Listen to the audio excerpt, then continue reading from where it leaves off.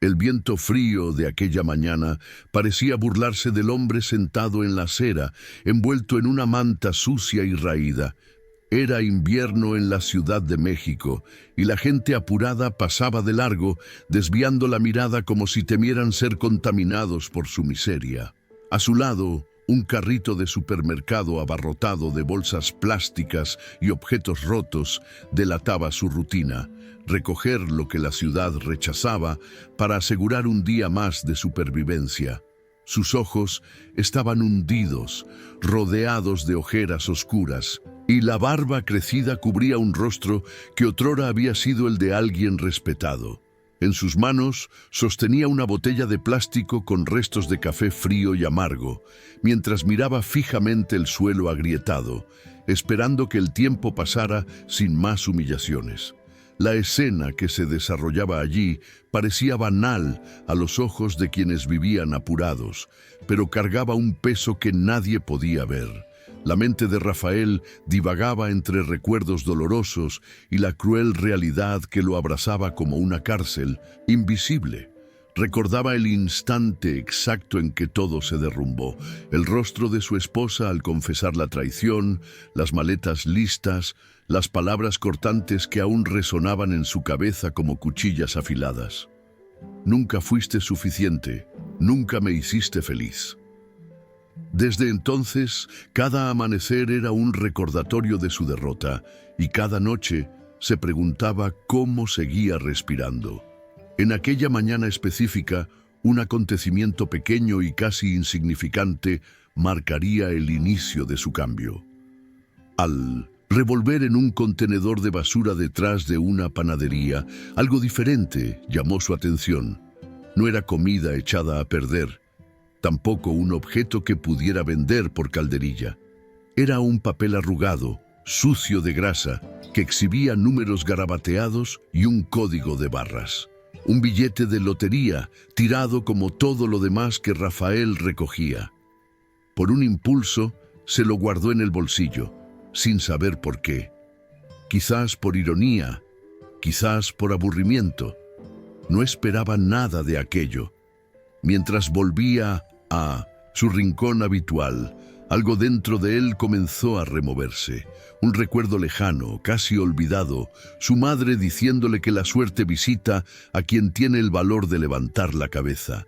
Él ya no creía en la suerte, tampoco en milagros, pero aquella mañana gris cargaba un peso extraño, como si el destino estuviera a punto de burlarse de él una vez más, o quién sabe, ofrecerle una última oportunidad.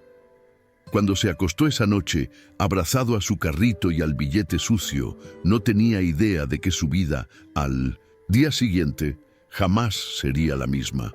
Antes de ser un indigente, Rafael había sido gerente financiero en una multinacional respetada.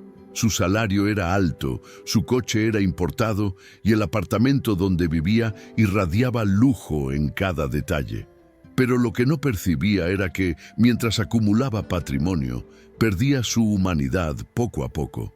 Pasaba más tiempo en reuniones que en casa, más horas resolviendo problemas de otros que escuchando a su esposa, Isabela.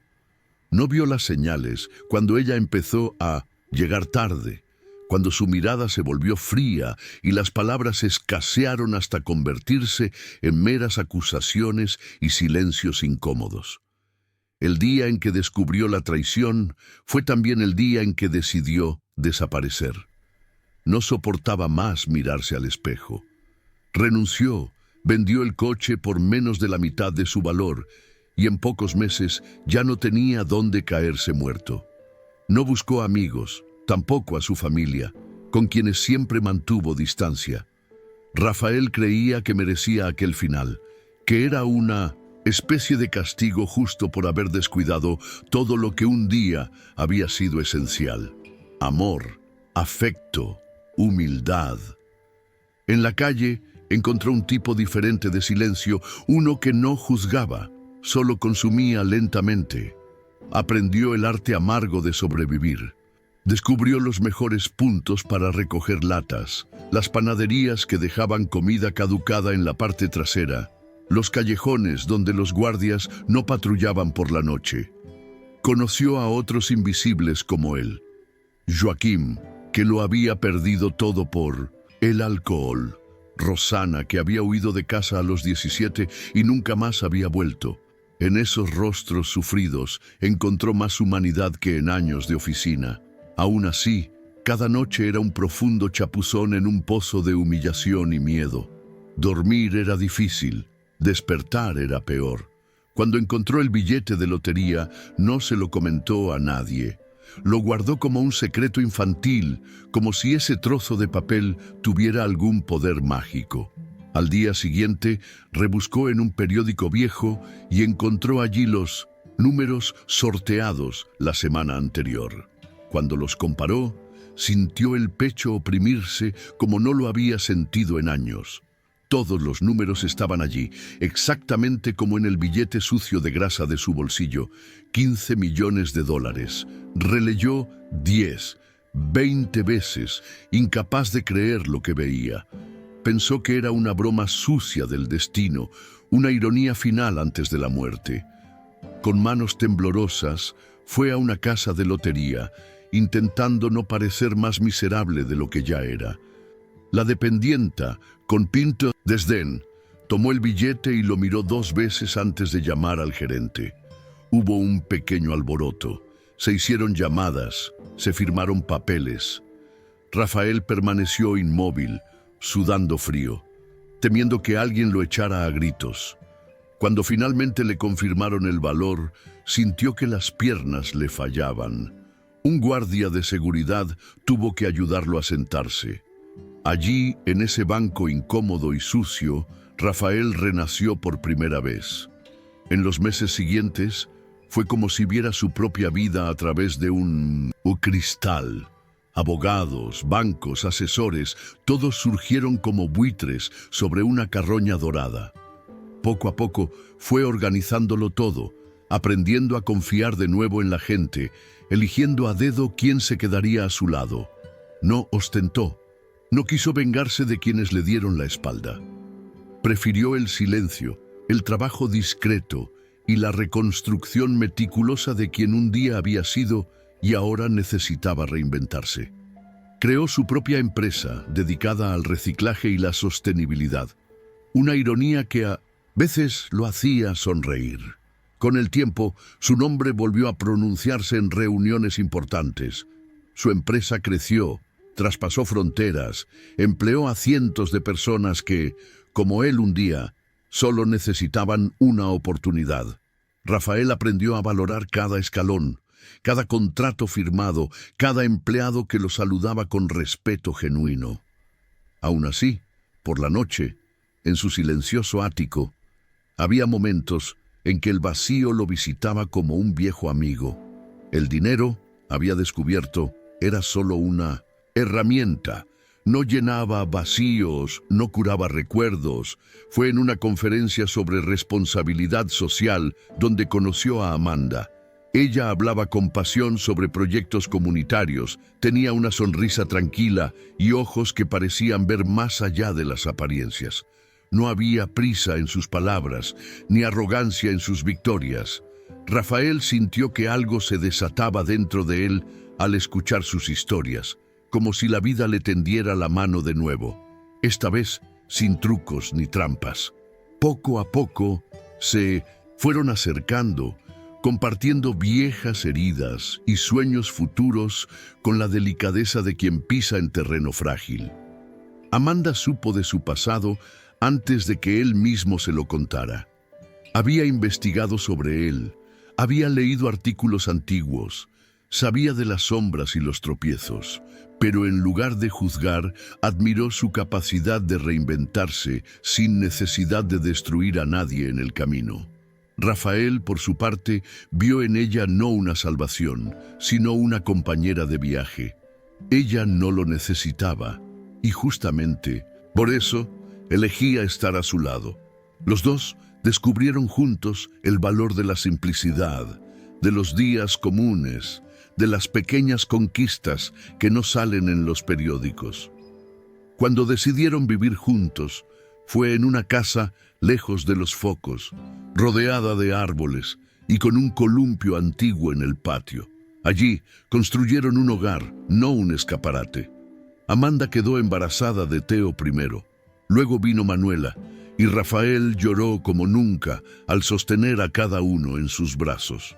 Por primera vez, comprendió el verdadero sentido de victoria, no el saldo bancario, sino la sonrisa somnolienta de un hijo llamándolo papá. Las cicatrices seguían allí, pero ya no dolían. Servían solo para recordar de dónde venían.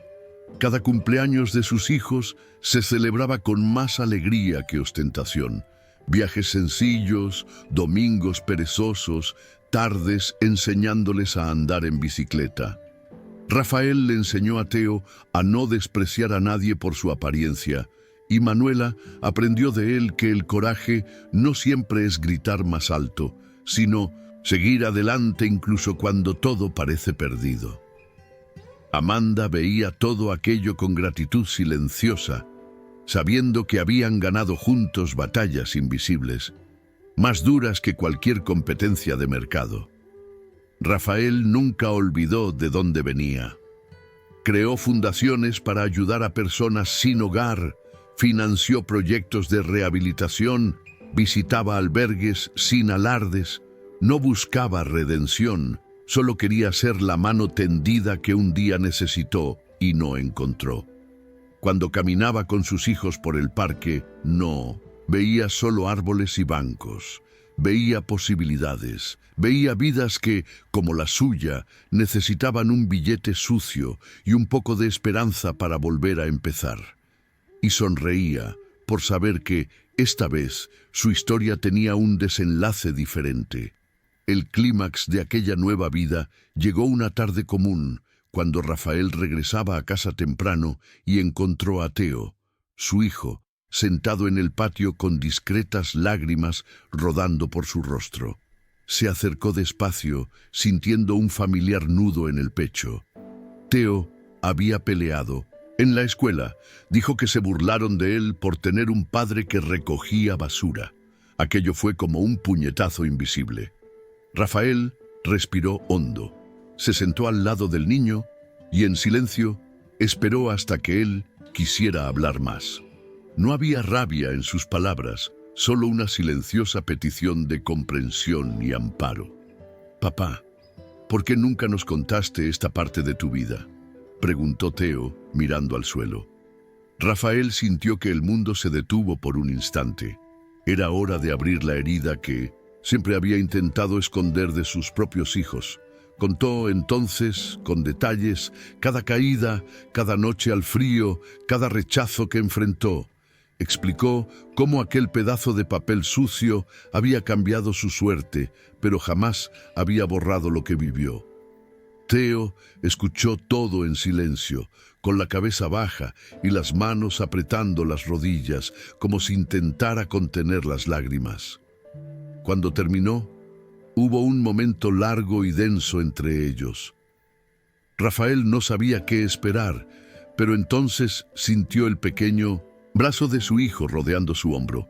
«Estoy orgulloso de ti, papá, porque no te rendiste y porque nos enseñaste que nadie es mejor que nadie». Esas palabras, dichas con la brutal simplicidad de un niño, disiparon cualquier duda que aún quedaba en Rafael sobre el valor de su propia trayectoria.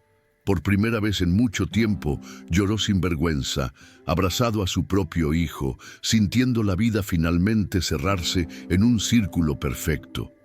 Esa noche, Amanda se unió a ellos en el porche, con Manuela dormida en su regazo. Bajo el cielo estrellado, Rafael percibió que ya no necesitaba cargar el peso del pasado como una carga secreta. Ahora era parte de la historia de la familia, parte de la base sobre la cual construirían juntos el futuro. Rieron, compartieron recuerdos, hablaron de sueños que aún tenían y de aquellos que ya habían realizado. Era simple, era pequeño, pero Rafael lo supo. Nada en el mundo podría darle más que aquel momento. Días después, en una entrevista para una revista de negocios, le preguntaron a Rafael cuál era su mayor patrimonio. Él sonrió, pensó brevemente en los números que crecían en sus cuentas, en las empresas que prosperaban por el mundo, y respondió sin dudar: mi familia, y la certeza de que toda vida tiene valor, incluso cuando el mundo insiste en decir lo contrario. Años después, la casa donde Rafael reconstruyó su vida seguía llena de vida, carcajadas y pequeños desórdenes cotidianos. Teo creció para convertirse en un joven íntegro, estudioso y con la misma mirada atenta de su padre hacia quienes sufren en silencio. Manuela heredó de su madre la empatía y el amor por las causas sociales, siempre buscando transformar, aunque sea con pequeños gestos, el mundo que la rodea.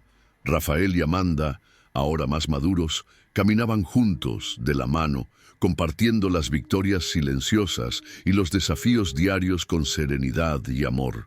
Nada les faltaba porque aprendieron, juntos, el verdadero significado de prosperar.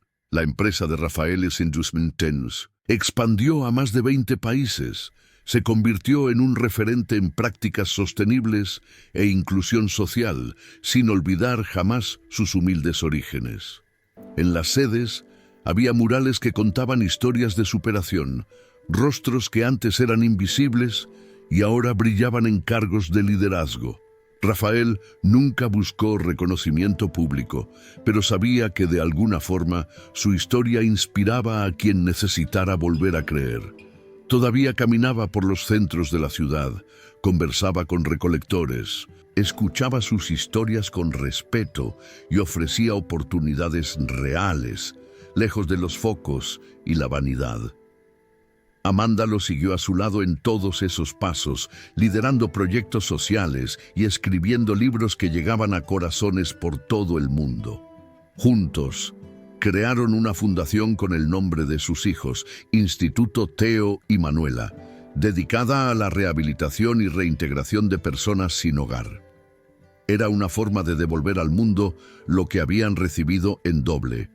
En los eventos de la fundación, siempre discretos, Rafael insistía en recordar: aquí nadie es rescatado, todos vuelven a empezar por sí mismos, nosotros solo tendemos la mano. En una tarde cualquiera, sentado en el jardín de casa, viendo a sus hijos jugar y a Amanda sonreír a lo lejos, Rafael sintió una paz que nunca había imaginado alcanzar. El pasado ya no dolía. Era solo un recuerdo lejano de todo lo que había sido necesario para que llegaran allí. La vida, al fin y al cabo, no le había entregado un final feliz por suerte, sino por insistencia, resiliencia y amor. Cerró los ojos por un instante, sintiendo el viento ligero en el rostro, y supo: finalmente había encontrado su lugar en el mundo. Y era perfecto.